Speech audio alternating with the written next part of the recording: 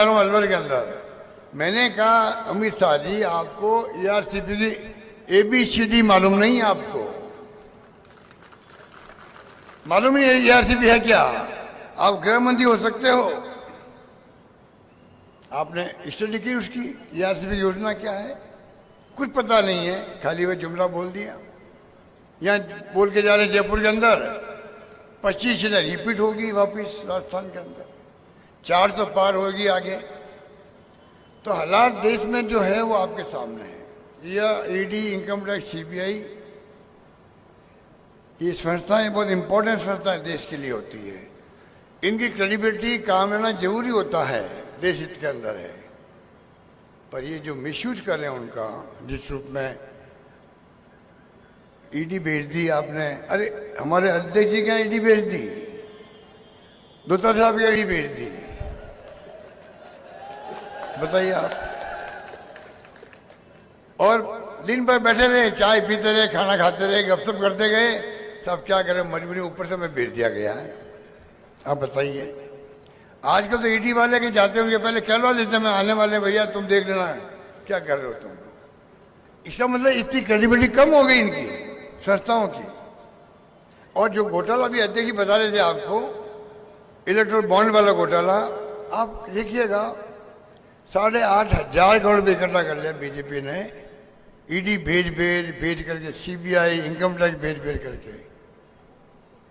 कमाल है, ईडी के डर से 50 करोड़, 100 करोड़, 200 करोड़ मंगा रहे हो आप लोग, केस खत्म कर रहे हो, ईडी जाना बंद कर देती है, धंधा दे दिया उनको पैसे मिलते ही। केंद्रीय मंत्री सीतारमन, मोदी जी आपकी वित्त मंत्री जो है देश की, जिसका नाम है निर्मला सीतारमन, उनके पति का नाम है प्रभाकरण। वो पति देव कह रहे हैं उनके, ये घोटाला इलेक्ट्रल बॉन्ड का राष्ट्र का नहीं दुनिया का सबसे बड़ा घोटाला है देश के अंदर, ये स्थिति है। उससे बड़ा सर्टिफिकेट कौन देगा आपको? और आप सफाई देते फिर रहे हो, खुद ही सफाई दे रहे हो आप। तो आप सोच सकते हो जिस रूप में देश चल रहा है आपके सामने है, उसी रूप में आप देख रहे हो चिंता लगी हुई है देशवासियों को। 2 मुख्यमंत्री जेल में बैठे हुए हैं, अमेरिका और जर्मनी बोल रहा है कि क्या लगा रखा हिंदुस्तान में, भाई संवैधानिक पदों पे जीत के आए हैं, उनको आपने जेल में बंद कर दिया, चुनाव चलते हुए कर दिया बंद, 12 खाते बंद कर दिए कांग्रेस के। यूएनओ बोल रहा है, संयुक्त राष्ट्र संघ, क्या भाई लोकतंत्र रहेगा नहीं रहेगा वहां पर? 176 मुल्क उनके मेंबर है, हिंदुस्तानी मेंबर है। संयुक्त राष्ट्र संघ कह रहा है ये क्या हो रहा है, जो राष्ट्रीय पार्टी है, सबसे बड़ी पार्टी कांग्रेस पार्टी सत्ता में नहीं है, कोई बात नहीं, उनके खाते बंद कर दिए तो चुनाव कैसे लड़वाएगी वो उम्मीदवारों को, कैसे प्रचार करेंगे, कैसे कैंपेन करेंगे, आप बताइए। ये तो भला हो जनता का, जनता इन बातों को समझ गई है। हमारे कार्यकर्ताओं को मैं तो सलाम करता हूं कि वो समझ गए कि कैंडिडेट के पास पैसा नहीं है, क्योंकि पार्टी के खाते बंद हो गए। तो पहले कैंडिडेट बहुत कम मांगते, मांग ही नहीं रहे। पर इनकी जो कार्यशैली है आप देखिएगा, किस प्रकार से इन्होंने माहौल ऐसा बनाया, डरावना माहौल बना दिया कि आगे चुनाव होंगे कि नहीं होंगे। लोग कहने लगे चुनाव भी होंगे कि नहीं होंगे। चुनाव होंगे तो रशिया की तरह, चाइना की तरह, या आपके नॉर्थ कोरिया में होते चुनाव आजकल, वैसे होंगे क्या? इन हालातों में देश चल रहा है, तो आपको हमको सोचना पड़ेगा कि देश को कहां ले जाना चाहते हैं लोग, कहां ले जाना चाहते हैं। और पिछली बार सरकार में हमने बहुत काम किए, किसानों के लिए अलग बजट पेश कर दिया हमने। हिंदुस्तान में एकमात्र सरकार कांग्रेस की थी जिसने कहा हम किसानों का अलग बजट लेके आएंगे। 2000 यूनिट हमने बिजली फ्री कर दी, बुजुर्गों किसानों के लिए 1000 रुपये पेंशन अलग कर दी। मतलब जो पशुपालकों के लिए अलग व्यवस्था करी, दवाएं फ्री कर दी पशुपालकों की भी, उनके गायों की अनुदान दिया, गाय गौशालाओं को अलग विभाग खोल दिया। तो जो कुछ संभव था हमसे, पेंशन 1 करोड़ लोगों को पेंशन दे रहे थे हम लोग, बुजुर्गों को, विधवाओं को, निसर्जनों को, सब कुछ किया। बच्चों के लिए विदेश तक भेज रहे थे, कोचिंग फ्री करवा रहे थे, स्कूटी दे रहे थे, छोटे बच्चों को दूध का इंतजाम कर रहे थे। अभी अध्यक्ष जी बोल रहे थे जो मैनिफेस्टो आया है उनमें किसानों का जो है, जब मुख्यमंत्री थे नरेंद्र मोदी जी, तो मैं मुख्यमंत्री था राजस्थान के अंदर, तब हमारी मीटिंग बोला करते थे वो एमएसपी का कानून बनना चाहिए। अब उनको क्या हो गया, 10 साल हो गए, किसान लोग हड़ताल करके बैठे रहे, काले कानून बना दिए, 700 किसान मर गए, कोई चिंता ही नहीं है। जो अरे मुख्यमंत्री बोल रहा था कि एमएसपी का कानून पास होना चाहिए, अब उनको क्या हो गया, जीतने के लिए काला धन लेके आऊंगा, अब चर्चा नहीं करते हैं। 2 करोड़ नौकरी दूंगा, 20 करोड़ नौकरी होती है, छोड़ो 20 करोड़, तो 1 करोड़ भी दी क्या आपने नौकरियां। लोकपाल का क्या हुआ, किसानों की आमदनी दुगनी कर दूंगा, उसका क्या हुआ। तो आप सोच सकते हैं कि कितनी बड़ी गति में करने में अंतर है इनके। बड़ी बड़ी बातें करते हैं, गुमराह करते हैं। हमारे यहाँ पर शानदार स्कीमें थी, सरकार बनना निश्चित था हमारे इस बार। इतना झूठ बोला गया, इतना झूठ बोला गया, यहाँ रेप बहुत हो रहे हैं, कानून व्यवस्था बिगड़ी हुई है। और तो और हिंदू को दिए 5 लाख, मुसलमान को दे दिए 50 लाख दे दिए। अरे कन्हैयालाल का मर्डर हुआ, ये तो चले गए हैदराबाद, सब लोग मर्डर होने के बाद में चले गए थे। ये आपके विपक्षी नेता गुलाब सिंह कटारिया थे उस वक्त में, राजेंद्र राठौड़ थे, सब चले गए हैदराबाद। मैं गया दौड़ के वहां पर उनके घर पे, 2 घंटे में मुलजिम पकड़ लिए गए हम लोगों ने। बच्चों को 50 लाख का पैकेज हमने दिया पहली बार आजादी के बाद में। 2 बच्चों की नौकरी लगा दी हम लोगों ने। वो परिवार हमारे संपर्क में रहा बाद में भी, और ऐसी ऐसी बातें बोल के गए। मैंने मंगाया आंकड़े पीएचक्यू से, पुलिस हेडक्वार्टर से।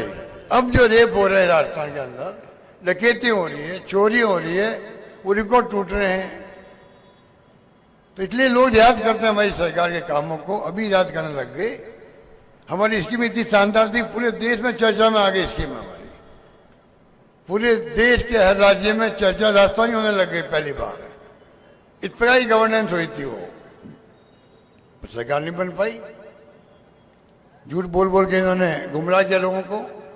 अब माहौल बदल गया है, जहां जा रहे हम लोग, जैसे आप लोग बैठे हुए उत्साह के साथ में, वही माहौल हमें मिल रहा सब जगह। और मैं उम्मीद करता हूं कि ये जो अगली बार 400 पार की बातें कर रहे हैं, इनको पूरे 400 क्यों चाहिए आपको? संविधान बदलना आपको, राष्ट्रपति प्रणाली लानी आपको। वो खुद ही कह रहे हैं अगली 100 दिन की कार्य योजना मैंने बना ली है। कभी 25 साल की बनाते हैं, कभी 1000 साल का कालचक्र लाते ही लोग। मतलब क्या क्या ये कहते हैं, आप सोच रहे हो, देख रहे हो क्या हो रहा है। ये तो अच्छा आपने चीका बराला को जिता दिया, उसके लिए आपका बहुत शुक्रिया। मैं आया था मीटिंग के अंदर यहाँ पर, बहुत सही सिलेक्शन किया आपने। मैंने इनको उस दिन बोलते हुए सुना, असेंबली में भाग लेती हैं, बहुत सही नुमाइंदगी कर रही है आपकी, ये आपके बीच में हमें रहती है, सुख दुख में साथ निभा रही है। इसलिए हम अपील करने आए आपसे, कृपा करके जो मैनिफेस्टो कांग्रेस का आया है गारंटी के रूप में, उसमें एमएसपी की गारंटी दे दी गई है सबको। 1 लाख अभी अध्यक्ष जी बता देते, महिलाओं को प्रतिवर्ष मिलेंगे, गरीब महिलाओं को 1 लाख बच्चों को मिलेंगे ट्रेनिंग करने के लिए। 400 रुपये रख दी है मजदूरी मिनिमम, नरेगा के अंदर भी मिनिमम वेज 400 रुपये होगा। कॉम्बेट एम्बुलेंस बहुत खुश होंगे इससे, आप सोच सकते हो। इस प्रकार के मैनिफेस्टो में कई योजनाएं और बताई गई है। श्रम रोजगार की योजना हमने शुरू करी थी, हमारे केंद्रीय मैनिफेस्टो में ले लिया है। चीनी योजना 25 लाख का बीमा था अपना राजस्थान का, वो भी गारंटी कार्ड में ले लिया गया है एआईसीसी द्वारा। गीग वर्कर का कानून पास किया हमने, वो भी ले लिया उन्होंने। 3-4 स्कीमें हमारी जो थी यहाँ की, उनको भी स्थान मिल गया है कांग्रेस के मैनिफेस्टो के अंदर, जो गारंटी कार्ड के रूप में आ रहा है। 5 न्याय है, 25 गारंटियां हैं। अब मैं आपसे अपील करना चाहूंगा कि ये चुनाव होता है, उम्मीदवार सब जगह जा नहीं सकता। मैं भी 5 बार एमपी रहा हूं, मुझे मालूम है कि जब तक कार्यकर्ता और आम लोग जो अगवा होते हैं वो आगे नहीं आते हैं तो आप कैसे काम में हो सकते हो। गांव में ढाणियों में जाना मुश्किल होता है। आप लोगों से मेरी अपील है कि कृपा करके आप लोग यहाँ जो पधारे हैं चौमू विधानसभा क्षेत्र में रिकॉर्ड बनाओ, शानदार और भारी बहुमत से कॉमरेड अमराराम जीत के जाए यहाँ से। ये मैं आपसे अपील करने के लिए हाजिर हुआ। और मैं मानता हूँ कि जो आप लोग यहाँ पधारे हैं, जिसमें उत्साह आप में है, मेरा मानना है कि आप कोई कमी नहीं रखेंगे। और चुनाव जो है 19 तारीख को ही है, आज अंतिम दिन है प्रचार का। आधे घंटे बाद में प्रचार बंद हो जाएगा, 40 मिनट बाद में। तो आपसे मैं अपील करना चाहूँगा कि कृपा करके प्रचार तो बंद हो जाएगा, पर अब आपका प्रचार शुरू होगा जब आप घर घर में जाके बात करेंगे, टेलीफोन करेंगे, समझाएंगे, तब जाकर के मैं समझता हूँ कि एक माहौल बनेगा क्षेत्र के अंदर। चुनाव ही होते हैं, चुनाव जीतने के लिए पूरी ताकत लगानी पड़ती है। उनके पास धन बल भी है। जिस प्रकार से वो कैंपेन कर रहे हैं, देखते हो आप लोग, विज्ञापन दे रहे हैं, कैंडिडेट का नाम ही नहीं है। ये पहली बार आज़ादी के बाद में कैंडिडेट का नाम गायब, पार्टी का नाम गायब। मोदी को वोट दो, ये बहुत खतरनाक संकेत है देश के लिए। एक आदमी को उसके नाम से वोट मांग रहे हैं, वो खुद ही ऑफिशियली उनकी मीटिंग में कहा गया है नाम मोदी जी के नाम से मांगे जाएंगे। अरे संविधान अंबेडकर का है, आप उसकी धज्जियां उड़ा रहे हो। संविधान में शपथ लेते हैं हम लोग, प्रधानमंत्री की लेते हैं, मुख्यमंत्री की लेते हैं, मंत्री की लेते हैं, एमएलए लेता है, एमपी लेता है। वो शपथ लेता है, उसके बाद में शपथ लेता है, शपथ लेते ही उसको अधिकार मिलते हैं संविधान के अंतर्गत। अधिकारों को खत्म करके एक आदमी चाहता है मेरे नाम से वोट दो, इसीलिए डर के हमारे एमपी बोलते नहीं हैं, अपने क्षेत्र की, अपने प्रदेश की मांगे उठाते नहीं हैं। हालात कोई अच्छे नहीं है बीजेपी के अंदर भी, उनके अंदर भी हालात खराब होते जा रहे हैं। सुख पुकार शुरू हो गई उनके अंदर भी, पर कोई बोल नहीं पा रहा है डर के मारे। ना पार्लियामेंट के अंदर बोलते हैं, ना पार्लियामेंट के बाहर बोलते हैं। इसलिए मैं आपको कहना चाहूंगा कि लोकतंत्र खतरे में है। ये बात खाली कहने के लिए नहीं कह रहे, आज तक कभी नहीं कहा गया हम लोगों ने, पहली बार क्यों कह रहा है। एक मेरे साथ में यात्री बैठ गया, मैं गया ट्रेन में भरतपुर तक, वो मुझे कहने लगा पैसेंजर कि अब चुनाव आगे होंगे कि नहीं होंगे। अगर ये जनता में भावना आई है, ये भी शुभ संकेत नहीं है।